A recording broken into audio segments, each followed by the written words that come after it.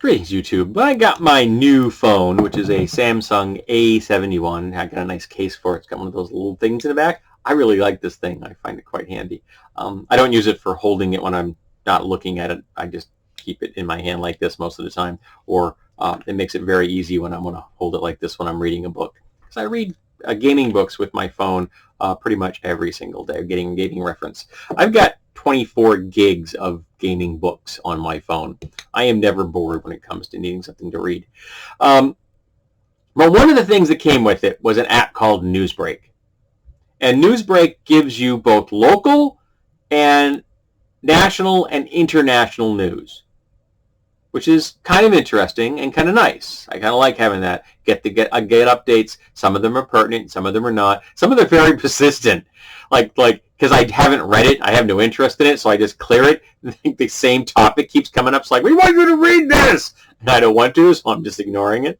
Like for example, there's an article about the stimulus checks or like the potential for more stimulus checks, and they keep wanting me to read that article about the potential stimulus checks. I don't want to read that article, so I'm ignoring it, but they keep bringing it up. But one of the things I've noticed is that when it comes to Newsbreak, is that the classic, if it bleeds, it leads, is very prevalent.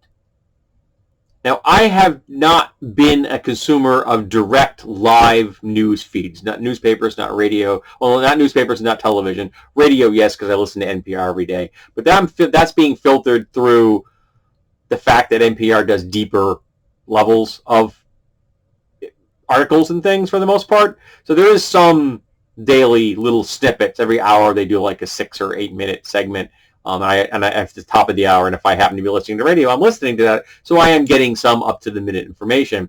And of course, I get stuff on my computer mostly through like Metafilter or Fark, because articles popping up there all the time when people are having discussions about them. And I'm really into this discussions about the articles themselves as well as the articles. But I like to get inside people's heads and see what they're thinking and talking about the news articles of the day and the politics of the world.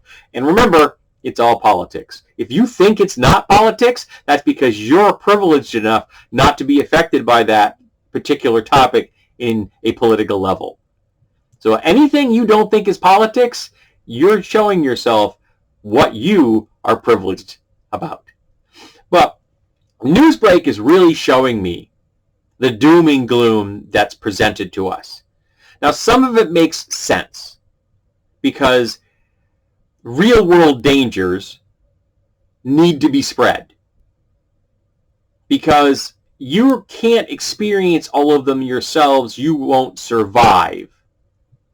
So people giving you the heads up means it improves your ability to make it through to the end of your natural life. So there is a certain degree of, yes, we have to have the bad news, because informing people of the bad news saves lives. But it also gets eyes on ads. And media corporations have figured that out.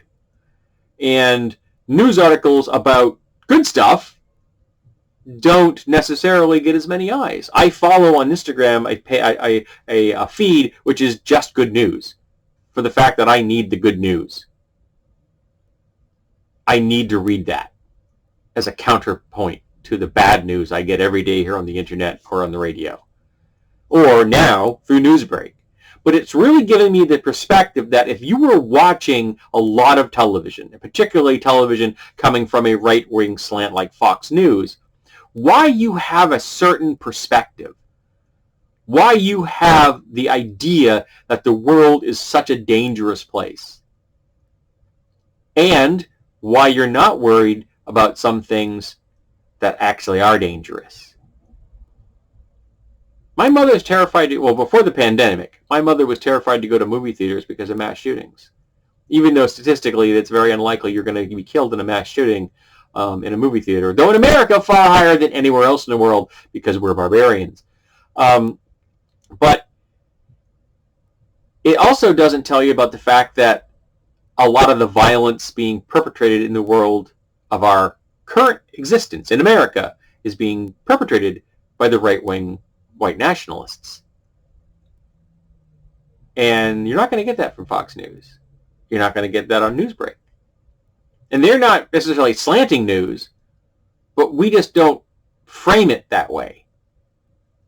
Because we don't tend to look at attack after attack after attack by white guys, all with a politically right worldview, as the violence from the white nationalists.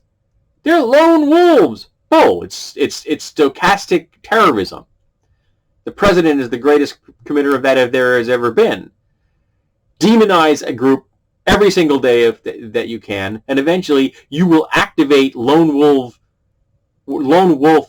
terrorists to go then harm those people you've demonized. You don't know where or when, but you don't care, as long as they're terrorized, as long as they're killed, and that's his goal. Terrorize those groups he demonizes. That's what he wants. And that's something you should be concerned about. But I'm not seeing that in Newsbreak. And again, not because of necessarily they're slanting it to the right wing, but because we don't frame the news that way for the most part in America. It's taken a lot of news places to get to the point of just to say that the president lies every day. Or to call white nationalist terrorism, to stop calling the white nationalist gangs in our street militias. They're not militias, they're gangs. They're street gangs trying to intimidate and kill minority groups in America. Every white nationalist organization in this country should be deemed a terrorist organization, and we should be arresting them and throwing them in prison. They are a danger. But Newsbreak isn't telling us about that. Fox News isn't telling us about that. So I'm keeping Newsbreak because some of the stuff it tells me is interesting and some of it's informative. But it's also helping me to get an insight to a certain mindset. It's kind of like why I have the STHF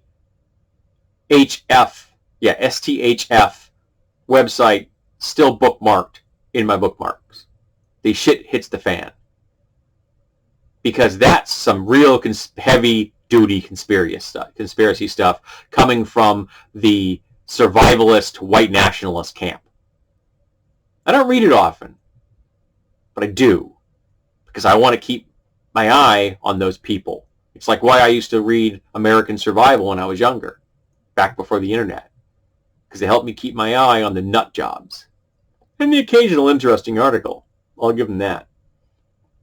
I've been conducting an unofficial poll over the years. Do you know how many white people are in Survival and Prepper magazines? Do you know how many people of color are in them? Do you know how many people of color are in them that are holding a firearm as opposed to, say, portrayed as the bad guy? You could probably answer those questions for yourself. Go check it out next time you're in a magazine rack.